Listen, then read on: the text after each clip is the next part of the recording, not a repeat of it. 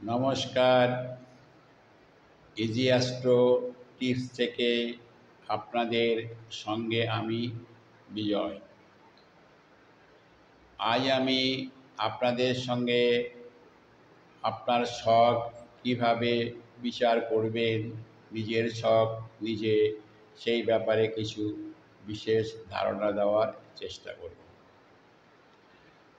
আমরা সবাই আমাদের জন্ম তারিখ জানি এবং জন্ম সংখ্যা, এই জন্ম সংখ্যাই হচ্ছে পুষ্টি বিচারের ক্ষেত্রে বা নিজের ছক বিচারের ক্ষেত্রে একান্তভাবে জরুরি। এই সময় ঠিক থাকলে আপনার ছকের বিচার 100% ভালো হওয়ার সম্ভাবনা থেকে যাবে, যদি আপনি এই জ্যোতিষ ব্যাপারে ভালোভাবে জেনে থাকেন। তাহলে আমরা কি জানলাম যে শুধু আমাদের জন্ম তারিখ হলে হবে না, আমরা কোথায় জন্মেছি এবং কখন জন্মেছি এটাও জানা আমাদের একান্ত জরুরি। এই সময় দ্বারাই আমরা আমাদের শখকে পাব এবং এই শখের গুরুত্বপূর্ণ অংশ হচ্ছে লগ্ন।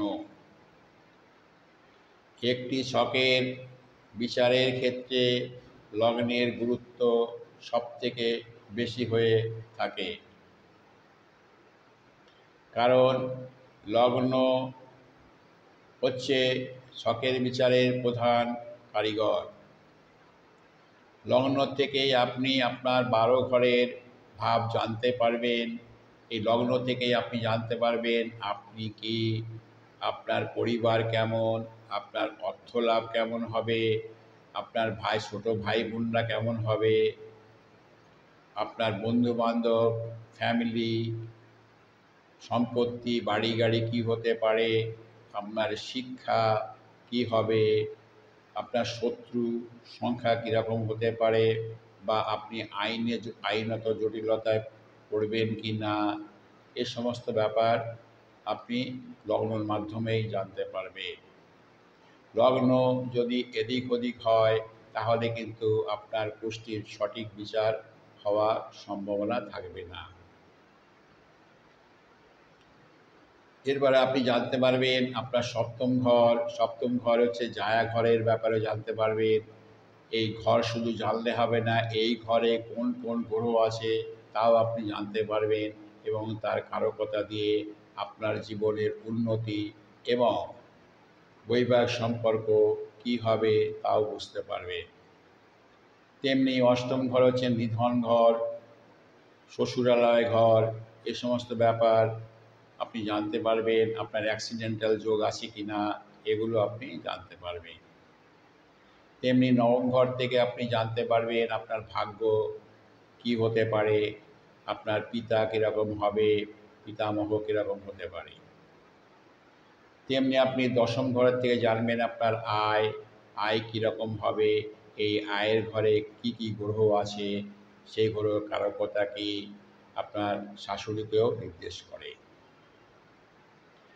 তেমনি 11তম ঘরে আছে আপনার আয়ের ঘর, দশম হচ্ছে কর্মের ঘর, 11 হচ্ছে আয়ের ঘর, বন্ধুবান্ধব, প্রতিবেশী, এদেরকে নির্দেশ করে। তেমনি ভাগ্যঘরকে হায়ার এডুকেশনও নির্দেশ করে থাকে। এবং দশম ঘর হচ্ছে শেষ ঘর, যে ঘর দূরে যাত্রা বোঝায়, হসপিটালাইজড বোঝায়, আপনার শেষ জীবন বোঝায়। আপনি বিদেশে যেতে পারবেন কি না, তাহলে সবগুলি বিচারক একমাত্র লগ্ন। তাই আপনার শখে যদি লগ্ন ঠিক থাকে তাহলে আপনি সহজেই আপনার শখকে বিচার করতে পারবেন। লগ্নের ভাগ হচ্ছে 20%, অর্থাৎ 20% রেজাল্ট লগ্ন আপনাকে দিয়ে থাকে, আর বাকি দিচ্ছে নক্ষত্র, যে নক্ষত্র আপনার 80% রেজাল্ট দেবে। তাহলে লগ্নের পরে নক্ষত্রের ভূমিকা অধিকতর থাকে। এবং সেই নক্ষত্র চন্দ্রের নক্ষত্র হতে হবে। তা আমাদের দিকে, আমাদের পূর্বাঞ্চলে আমরা লগ্ন দ্বারাই ছক নির্দেশ, ছকের ভাব বিচার করি, ভাগ্য বিচার করি, কিন্তু অনেকে আবার রাশি দিয়েও ছক বিচার করে থাকেন। যেহেতু আমরা লগ্নের মাধ্যমেই সব কিছু বিচার করি, তাই আমরা লগ্নকেই ধরব।